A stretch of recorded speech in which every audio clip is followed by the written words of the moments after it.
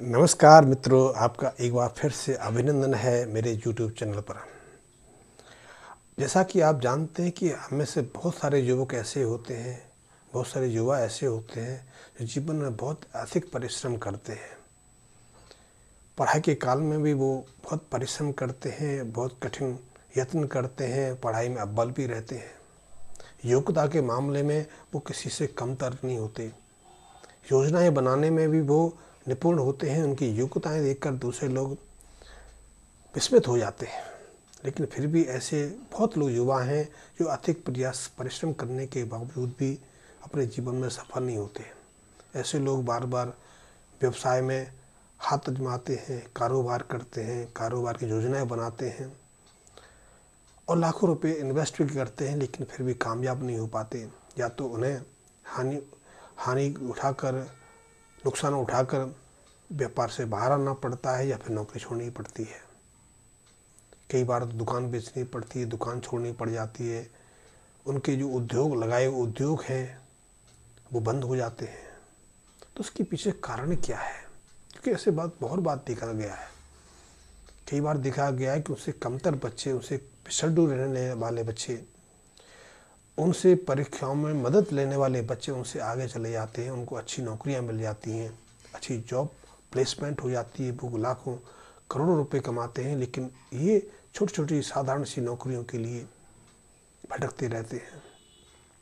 योग्यता की श्रेणी में देखा जाए तो ये अजब अव्वल रहते हैं, उच्च शिक्षित होते हैं। शिक्षा क्षेत्र में भी ये नए नए मापदंड स्थापित करते चले जाते हैं। मेरे पास ऐसे बहुत लोग आते हैं, बहुत बच्चे आते हैं जो शिक्षा में उच्च शिक्षा प्राप्त की है।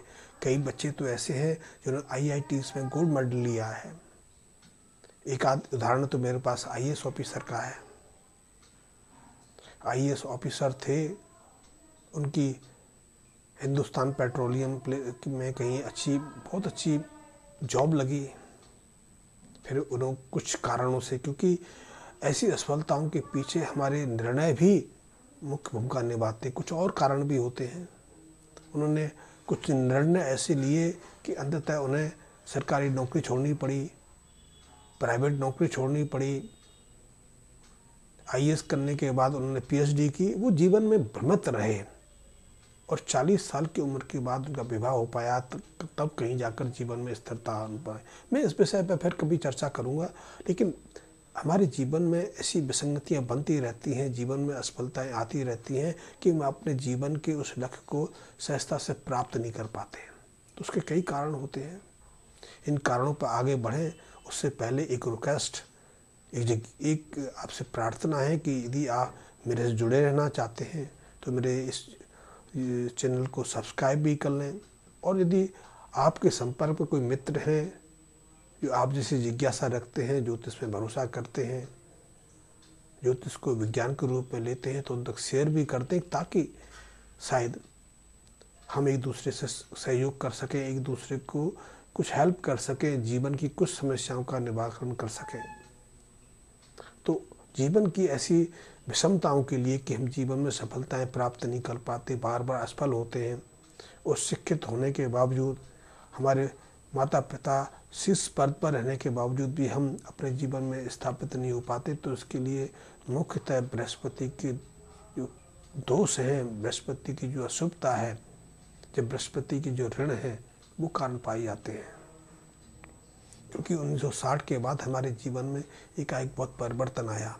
47 में आज़ाद हुए, 1951-52 में हमारी सरकार बनी, सरकार ने ऐसी नीतियाँ बनाई और 1960 के बाद वो अप्लाइड हुई। 1980 के बाद हमारे जीवन में बहुत बदलाव आने लग गया। हमने पुरानी परंपराओं को छोड़ना शुरू कर दिया। हमने अपने माँ बाप को, अपनी पैतृक संपत्ति को, प्रत्येक ग्राम को, अपने मित्रों को, अपनी पुरानी परंपरा को छोड़कर शहरों की तरफ पलायन शुरू कर दिए। इसमें हमें भौतिक सुख साधन तो मिले, क्योंकि हम में से बहुत लोगों के जो माँ बाप हैं उन्हें अपार संपत्ति भी अर्जित की, लेकिन उनकी संतानों को कई तरह की समस्याओं का सामना करना पड़ा। हम उन्हीं में से हैं। हम उच्च शिक्षित भी हैं, हमारे पास शिक्षा के अच्छे मापदंड भी हैं, हमने यूनिवर्सिटी में, इंस्टीट्यूट में अच्छी शिक्षा ग्रहण की है। लेकिन हम में से ज़्यादातर लोग ऐसे हैं जो अभी भी अपने लक्ष्य को प्राप्त करने में सफल नहीं हुए, क्योंकि यदि ज्योतिष की दृष्टि से देखा जाए तो हमारी जन्म कुंडलियों में बृहस्पति भाग्य स्थान, कर्म स्थान, लग्न का दोष है। बृहस्पति जब दूषित होते हैं, पाप पीड़ित होते हैं, तो हमारे शैक्षिक क्षमता को तो कोई प्रभावित नहीं करते। बौद्धिक चातुर्य में हम अव्वल रहते हैं। तार्किक बुद्धि, हमारी बौद्धिक क्षमता देखकर, हमारी योजनाएं देखकर दूसरे विस्मित हो जाते हैं। लेकिन जब उन्हें पता चलता है कि हम अपने जीवन में कामयाब नहीं हो पाए, या हमारी ये योजना कामयाब नहीं हो पाई, या हम साधारण नौकरी पर सीमित है, तो उन्हें विस्मित होना पड़ता है, आश्चर्यचकित होना पड़ता है। कई बार तो हमारे प्रति कई लोग भविष्यवाणी करते हैं कि ये शीर्ष पर जाएंगे, लेकिन जब अंततः जीवन भर संघर्ष के बाद साधारण जिंदगी जीने पर विवश हो जाते हैं, तो स्वयं हमें भी और उनको विस्मित होता है। तो इसके पीछे बृहस्पति के दोष प्रमुख कारण होते हैं, बृहस्पति के ऋण के कारण बनते हैं। और उसके पीछे कारण वही है कि हम अपने नासमझी में या फिर एक भागम भागी के प्रयास में अपने माँ बाप, अपने बुजुर्ग, अपने कुल देवी देवता, अपने पितर, पैतृक संपत्ति, पैतृक ग्राम, पुरानी परंपराओं, इन सब को छोड़ देते हैं, क्योंकि वो हमें अंधविश्वास लगता है। हम माँ बाप का सम्मान नहीं करते, बुजुर्गों का सम्मान नहीं करते। हम एक बार यदि अपनी पैतृक संपत्ति छोड़ देते हैं तो उसकी सुध नहीं लेते। पहले तो आपने देखा होगा कि हमारे पूर्वज अपने गांव को, अपनी पैतृक संपत्ति को बेचने पर कभी राजी नहीं होते थे। वो अंततः मृत्यु तक अपने घर को, अपनी ज़मीन को बेचने पर तैयार नहीं होते थे। लेकिन आज तो हम अपने जीवन में कई बार मकान बेच देते हैं, ज़मीनें बेच देते हैं, कुछ भी बेच देते हैं, जेवर, सोना चांदी सब कुछ बेच देते हैं। हमें अपने दादा दादी से, माँ बाप से जो सोना आभूषण मिलते हैं, हम उन्हें बेचने में भी रत्ती मात्र भी देरी नहीं करते, क्योंकि हमारे यहाँ तो एक उदाहरण चल गया है कि मुसीबत के समय ही तो ये काम आती है, लेकिन यथार्थ ऐसा नहीं है। उसका परिणाम आने वाली पीढ़ी को आने वाले दशकों में झेलना पड़ता है, और उस परिणाम के कारण बहुत सारे योग्य और श्रेष्ठ बच्चे अपनी ज़िंदगी में आगे बढ़ने से रह जाते हैं। बहुत सारी परंपराएं जब हम छोड़ते हैं तो उसके कारण बृहस्पति ऋण के कारण बन जाते हैं। यदि हमने मंदिर का अपमान किया है, अपने बुजुर्गों का अपमान किया है, पीपल को काटा है, कुएं का अपमान किया है, जल स्रोत का अपमान किया है, हमने अपनी पैतृक संपत्ति को मान सम्मान नहीं दिया, कुल पुरोहितों को या फिर कुल देवी देवताओं को हमने अनादर करके छोड़ दिया है, तो उसके कारण हमारी संतानों को और स्वयं हमको भी, क्योंकि हम सिर्फ पैसे के कारण संतुष्ट हैं और पैसा हमारे साथ 20-25 साल से ज़्यादा मदद नहीं करता। आप मकान बनाएंगे, 2 मकान बना लेंगे, 4 मकान बना लेंगे, क्योंकि अभी तक का जो 40 साल का जीवन था, हमने तो अपने माँ बाप के आश्रय जिया। 25 साल हमने एजुकेशन में लगाए तो हमारे माँ बाप ने पढ़ाए, फिर हमने साल 2 साल 5 साल नौकरी के लिए, विवाह के लिए प्रयास किया, वो भी हमारे माँ बाप का सहयोग था कि हमें अच्छी नौकरी मिल गई, हमारा वैवाहिक संबंध किसी अच्छे परिवार में स्थापित हो गया। चाहे हमने स्वयं भी अपनी मर्जी से विवाह किया हो कि, लेकिन हम आश्रित तो माँ बाप पे थे। लेकिन आगे वाले 20 साल में हम कमाएंगे, मकान बनाएंगे, कार लेंगे, बंगला लेंगे, इधर उधर घूमेंगे, विदेश हुआएंगे, वो 15 से 20 साल के लिए है। जैसे ही हमारे ऊपर एक नई पीढ़ी हावी होने लगेगी, नई पीढ़ी हमारे परिवार में जवान होने लगेगी, हमारे लिए सुख के साधन ज़्यादा मायने नहीं रखेंगे। संभवतः हमने जो धन संचय किया है वो हमारी चिकित्सा के काम भी ना आए, क्योंकि बहुत ऐसे लोग हैं 60-65 साल की उम्र में बीमार पड़ते हैं तो बच्चों पर आश्रित हो जाते हैं। बच्चे सहायता करें कि ना करें वो उनके ऊपर निर्भर है, कि ज़्यादातर के साथ तो ये होता है, अवहेलना हो जाती है, वो अपने मकान में सिकुड़े पड़े रहते हैं। आप देखेंगे आज भारत में कम से कम 1.5 करोड़ से ज़्यादा जो अभिभावक हैं, माँ बाप हैं, अपने बनाए मकानों में, चाहे तो पैतृक मकानों में या नए मकानों में अकेले जीवन यापन करने पर विवश है। उनके बच्चे बड़े शहरों में, मेट्रो सिटीज़ में या विदेशों में स्थापित हैं, और वहाँ से कभी कभार कुछ लोगों के तो हर महीने फ़ोन आ जाते हैं, हर हफ्ते भी फ़ोन आ जाते हैं, लेकिन बहुत सारे लोग हैं जिनके सालों से फ़ोन नहीं आए, उनका दीदार किए, उनसे मिले तो वर्षों लग गए। आप सोच सकते हो ऐसे वृद्धजनों का संताप क्या हो सकता है। वो अपनी संपत्ति का अपने स्वास्थ्य के लिए भी प्रयोग नहीं कर पाते। तो इसके पीछे बृहस्पति के दोष का कारण होता है। बृहस्पति दोष हमें दर दर भटकाता है, हमें जीवन में अधूरा रखता है, हमें जीवन में उस लक्ष्य को पाने से वंचित रखता है जो हम पा सकते हैं, जो हमारी क्षमता के लिए निर्धारित है। ऐसे बहुत लोग हैं, मेरे पास कई ऐसे उदाहरण भी हैं। मैं उदाहरण बताऊं, दिल्ली का एक मामला है। उनका बेटा मेरे संपर्क में आया था। उनके पिता दिल्ली के प्रसिद्ध वकील थे। दिल्ली के ही नहीं, गाजियाबाद से, लखनऊ से, इलाहाबाद तक उनकी प्रतिष्ठा थी। उन्होंने करीब 30-35 साल पहले 1970-80 के आसपास अपने बुलंदशहर के पास गांव को छोड़कर पहले बुलंदशहर वो शिफ्ट हुए। बुलंदशहर में प्रैक्टिस की, अच्छा नाम कमाया, अच्छा पैसा कमाया। फिर गाजियाबाद आए। गाजियाबाद में भी उन्होंने बहुत कुछ प्रतिष्ठा प्राप्त की, संपत्ति अपार खड़ी की। लेकिन उनकी संतानें उनकी मृत्यु के बाद दर दर भटकने में बस हो गई। उनकी संपत्ति पे कई तरह के मुकदमे चल गए। लड़कियां विवाह तो हुए, लेकिन अपने जीवन में सुख शांति से आबाद नहीं हो पाई। और बच्चा, जो बेटा मेरे संपर्क में आया, वो दिल्ली की एक कोर्ट में प्रैक्टिस करता था। अपने परिवार के, अपने फादर के जन्म को चलाता था। लेकिन वो इतना विवश था, ना तो विवाह हो रहा था, जीवन अस्त व्यस्त था, दर दर भटकने में विवश था। मैं पूरी कहानी नहीं बताऊंगा, कि कहानी बताऊंगा तो वीडियो बड़ा बन जाएगा। उसकी जन्म कुंडली को मैंने पढ़ा, एक कारण पता चला, तो सबसे पहले मैंने बृहस्पति दोष के लिए संबंध में कुछ उपाय बताए।